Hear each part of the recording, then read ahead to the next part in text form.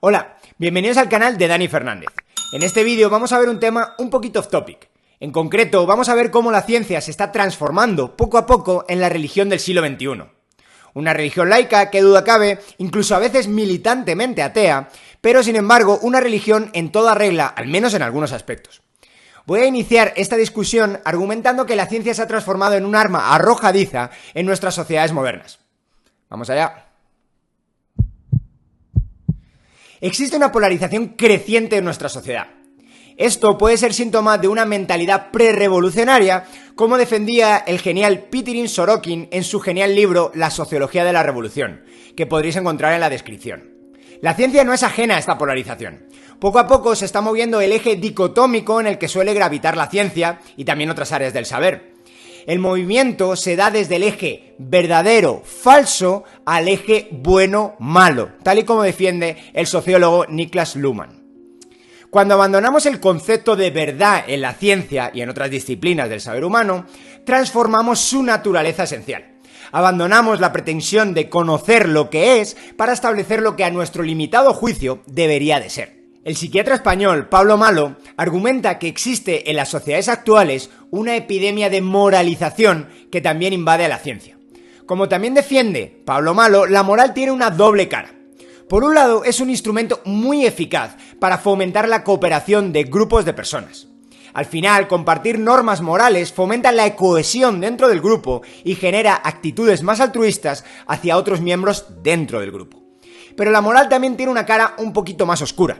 La moral genera un imperativo a actuar cuando alguien transgrede normas y valores que consideramos sagrados e intrínsecamente buenos.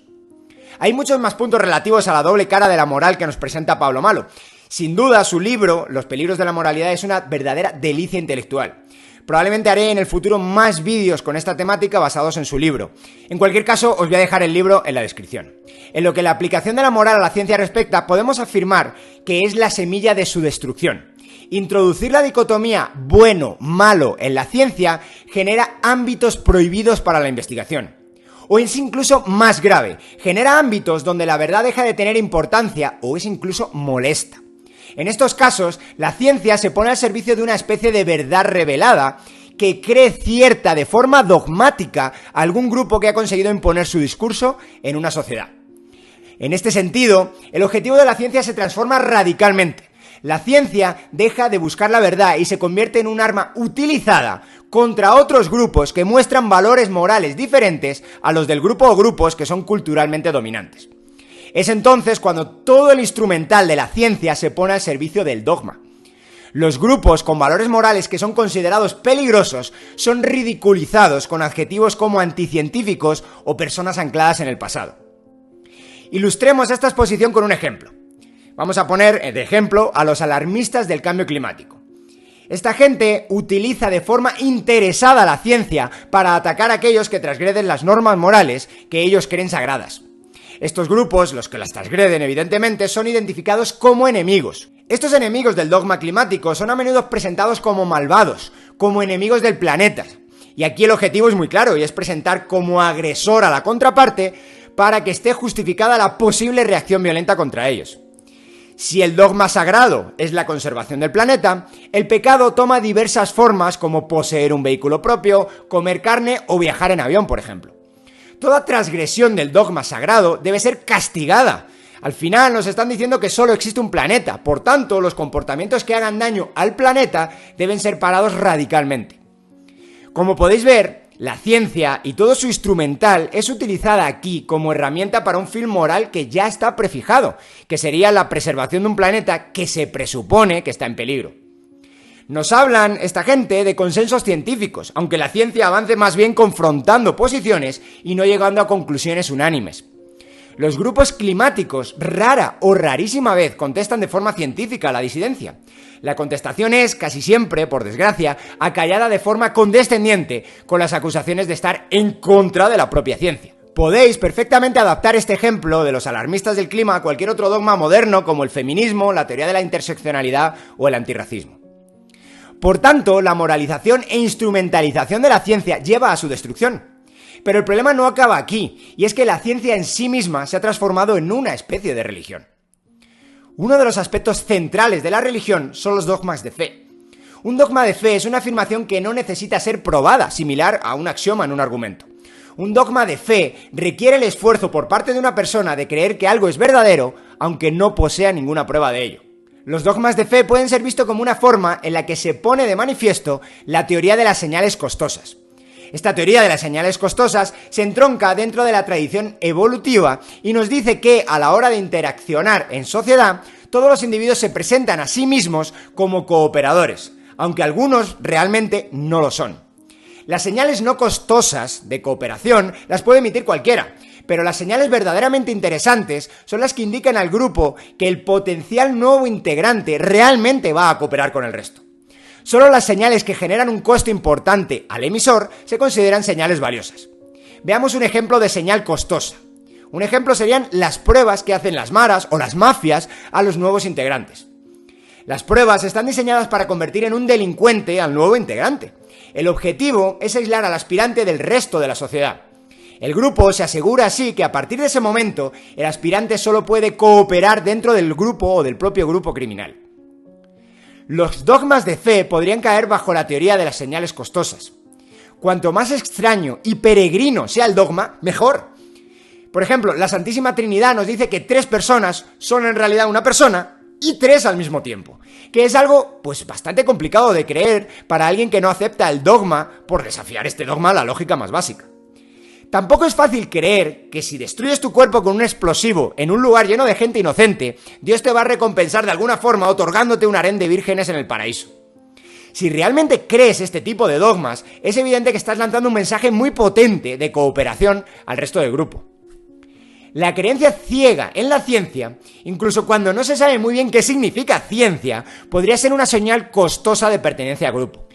En la tabla podéis ver que, a nivel global, el 80% de las personas confía mucho o algo en la ciencia. Y aunque no lo podéis ver en la tabla, solo un 13% no confía en la ciencia. Curiosamente, y en clarísimo contraste, solo el 47% de los encuestados afirma saber mucho o algo sobre ciencia. Nadar en estas estadísticas que nos presenta Wellcome Global Monitor es súper interesante. Por ejemplo, la mitad de las personas afirman no conocer casi nada o absolutamente nada sobre ciencia.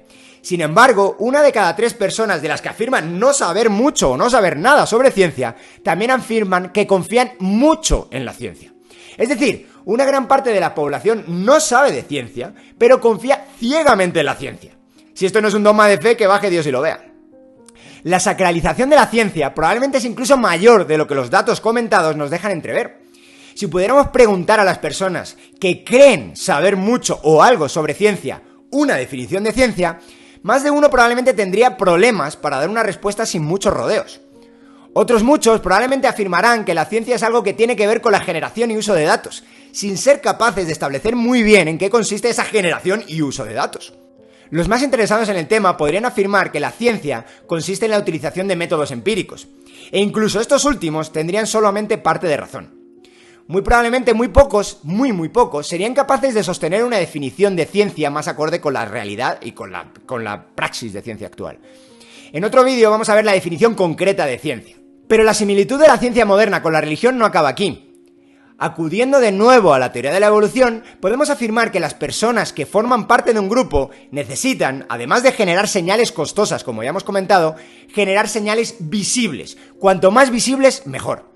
Por tanto, los individuos deben señalizar explícita y constantemente su carácter cooperador al resto del grupo. Esto pasa en múltiples religiones. Por ejemplo, es muy buena idea que te vean en misa los domingos o que te vean con una cruz negra pintada en la frente en alguna fecha señalada. Estas señales, presentes en nuestras sociedades, es lo que Jeffrey Miller describió como señalización de virtud de forma magistral en su libro Virtue Signaling. Los individuos necesitan expresar constantemente la señal de que son parte de un grupo. Es decir, los individuos están expresando su carácter cooperador a otros miembros del mismo grupo. En el caso concreto de la ciencia ocurre exactamente lo mismo. Los individuos necesitan poner en su estatus de Twitter que han sido vacunados completamente o necesitan subir fotos que prueben su señal costosa en forma de pinchazo en el brazo. Por tanto, las personas no saben qué es ciencia, pero necesitan creer en la ciencia. Es su señal costosa de pertenencia a un grupo, es su forma de decirle al mundo, soy un cooperador. Igual que antes, aquí podéis imaginar otros ejemplos de señalización en redes sociales que emiten constantemente miembros de otros grupos que creen otros dogmas modernos como el feminismo, el ecologismo o el antirracismo. Los seres humanos somos seres sociales. Algunos autores incluso denominan al ser humano como un ser hipersocial. Cooperar en grupos sociales no es tan sencillo. La confianza en otros individuos es un ingrediente imprescindible para que la cooperación tenga lugar. Y no todos los individuos son cooperadores siempre. Y al final, todo grupo social necesita mecanismos para descubrir tramposos y comportamientos oportunistas por parte de pretendidos cooperadores. La exigencia de emitir señales costosas es una forma que tienen los grupos de protegerse frente a tramposos. La religión es un excelente coordinador social al ser un buen cohesionador de grupos y al exigir la emisión de estas señales costosas por parte de sus seguidores. Y la religión y la moral tienen una función social coordinadora, pero la moral no puede inmiscuirse en todos los aspectos de la vida social. La moral habla en términos de bien y de mal, y no todas las formas en las que se desarrolla la cooperación humana funcionan mejor bajo este esquema. La ciencia y otras disciplinas del saber humano solo pueden funcionar bajo el esquema dicotómico verdadero-falso. Si la verdad desaparece de la ciencia muere. Y bueno, por último, no quiero dejaros con un sabor de boca demasiado amargo por no dar una respuesta, aunque sea muy preliminar, a la pregunta de qué es la ciencia. Aunque exploraré, como os digo, en mayor profundidad el concepto de ciencia en un próximo vídeo, hacer ciencia es simplemente la utilización de un método, el método hipotético deductivo. Y bueno, espero que os haya gustado el vídeo. Si así ha sido, dejadme like. Si queréis comentar algo, no estáis de acuerdo con lo que hemos comentado en el vídeo, ponedmelo en un comentario y lo charlamos. Y si queréis ver más contenido similar a este, suscribiros al canal. Nos vemos en el próximo vídeo.